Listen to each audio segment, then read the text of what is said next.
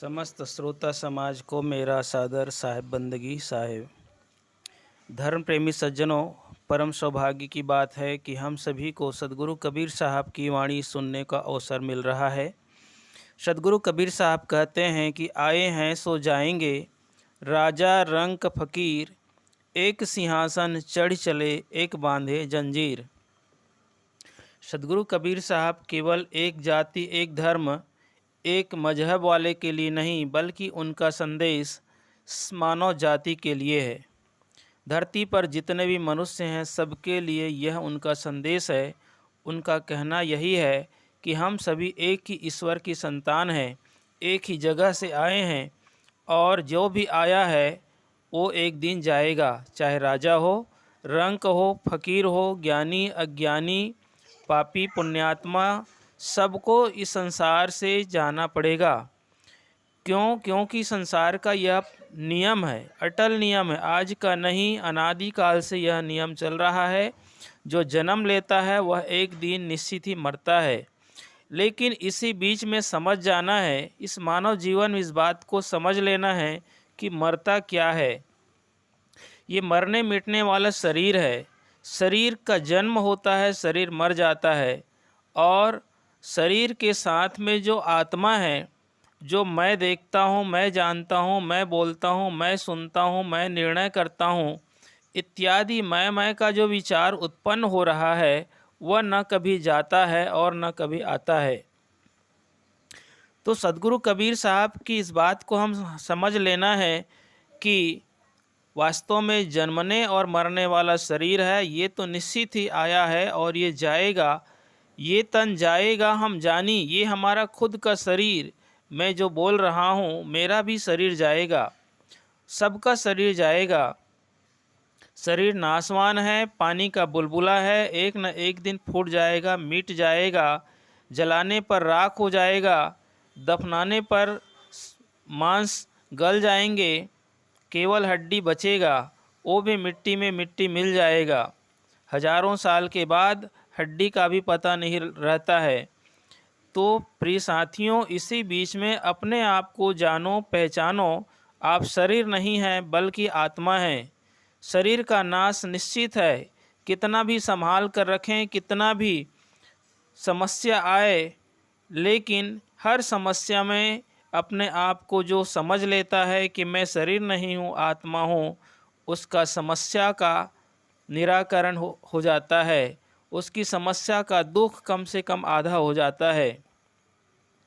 बुढ़ापा आता है तो हम सोचते हैं कि मैं बुढ़ा हो गया, अभी जवानी है तो सोचते मैं जवान हूँ, बचपना में हम सोचते थे कि मैं बच्चा हूँ। तो ये बचपना, जवानी, बुढ़ापा शरीर का होता है। आत्मा न कभी बच्चा होता है, न जवान होता है, न बूढ़ा होता है, न बदलता है। जो न बदले सत्य वही है, वो ही तुम हो, सत्य यही है। तो कबीर साहब ने राजा महाराजा सबको यही शिक्षा दिया है कि जो आया है वह एक न एक दिन निश्चित जाएंगे। इसलिए इस बीच में रहकर हमें आत्मज्ञान प्राप्त कर लेना है।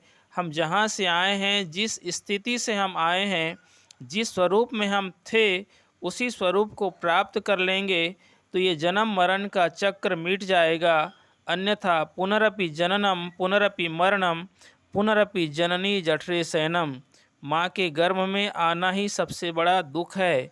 माँ के गर्भ में बच्चा 9 महीना 10 दिन तक पलता है। संत महापुरुषों ने इसी को रौरो नरक कहा है। इस रौरो नरक में हम सभी 9 महीना 10 दिन तक के पले हैं और यदि हम भूल जाएंगे, संसार के माया जाल में फंस जाएंगे, तो फिर से इसी प्रकार बार बार जन्म मरण होता रहेगा। चलो कोई बात नहीं, मनुष्य से मनुष्य आ जाए तो अच्छी बात है, लेकिन दुख की बात है कि संसार में एक ऐसा नियम भी है जो 84 लाख योनियों में पाप कर्मों के कारण भटकना पड़ता है। यदि किसी गधी के शरीर में प्रवेश किया तो गधे बनकर पैदा होंगे और गधी को माँ कहना पड़ेगा। कुतिया के गर्भ में जाएंगे तो कुतिया को माँ कहना पड़ेगा। इस प्रकार 84 लाख योनि में छोटे छोटे कीड़े मकोड़े, हाथी, घोड़ा, ऊँट, बिलाई, सभी शरीरों को पार करके मानव जीवन प्राप्त हुआ है। और इस बार यदि अपने आप का ज्ञान नहीं हुआ, आत्मबोध नहीं हुआ, राग द्वेष खत्म नहीं हुआ, तो जन्म मरण का चक्र अनादिकाल से चलता रहेगा। कबीर साहब हर समय हर युगों में आते हैं, लोगों को यही शिक्षा देते हैं और समझाते हैं कि भाई समझ जा, चेत जा, और यही तुम्हारा अवसर है। अवसर बार बार नहीं आवे, जो चाहे कछु कर ले भलाई, भव सागर तर जावे। तो प्रिय साथियों, कबीर साहब की वाणी को अपने जीवन में उतारने की कोशिश कीजिए। सभी मनुष्य एक हैं, कोई छोटा बड़े नहीं है। हालांकि कोई राजा है, कोई रंक है, कोई बड़े जाति में पैदा हुआ है, कोई छोटे जाति में, लेकिन भीतर से शरीर की रचना एक जैसा है। सबके शरीर में 206 हड्डी हैं, 5 ज्ञानेंद्रिय, 5 कर्मेंद्रिय, हाथ पैर आँख कान सब में देखा जाए तो सब में बराबर है। केवल बल बुद्धि विचार अलग अलग हैं, और वास्तव में ईश्वर ने हम सबको एक जैसा व्यवस्था किया है। लेकिन इस बात को भूल न जाना कि चाहे कितना भी करोड़ों की संपत्ति रखे हों, अंत में सबको छोड़ करके ही जाना पड़ेगा। एक गरीब व्यक्ति अपनी कुटिया को छोड़ेगा और धनवान अपने महल को छोड़ करके जाएगा। जाना सबको ही है, रहना किसी को नहीं है।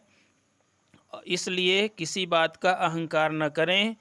ना घर तेरा ना घर मेरा, चिड़िया रैन बसेरा, जगत चला जाए यहाँ कोई न रहिया। चले गए राम लखन चारों भैया, चले गए कृष्ण यशोमती मैया। प्रिय साथियों, अपने अहंकार का विसर्जन कर दो, अपने अहंकार का त्याग कर दो और निरंतर सोते जागते उठते बैठते उस परमात्मा का ख्याल रखो कि मैं परमात्मा से अलग नहीं हूँ। परमात्मा हमारे चारों तरफ वायु के रूप में, पवन के रूप में, आदि पवन के रूप में, सहज पवन के रूप में हमारे चारों तरफ व्याप्त है, विद्यमान है। मैं उसी में स्थित हूँ।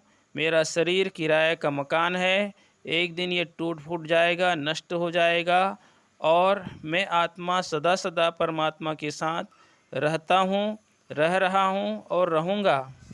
मुझे किसी की ताकत नहीं है कि जो परमात्मा से अलग कर सके। इस प्रकार से इन विचारों को बार बार जो भी चिंतन करता है, उनके अंदर के सारे दुर्गुण बुराइयां मिट जाती हैं और वे जन्म मरण के चक्कर से छुटकारा पा जाते हैं। तो आइए साथियों, इस ज्ञान को अधिक से अधिक लोगों तक बांटें और अपना पुण्य कमाएं। बहुत बहुत धन्यवाद। और इसको अपने साथियों के पास अधिक से अधिक स्तर शेयर करें। साहिब बंदगी साहिब।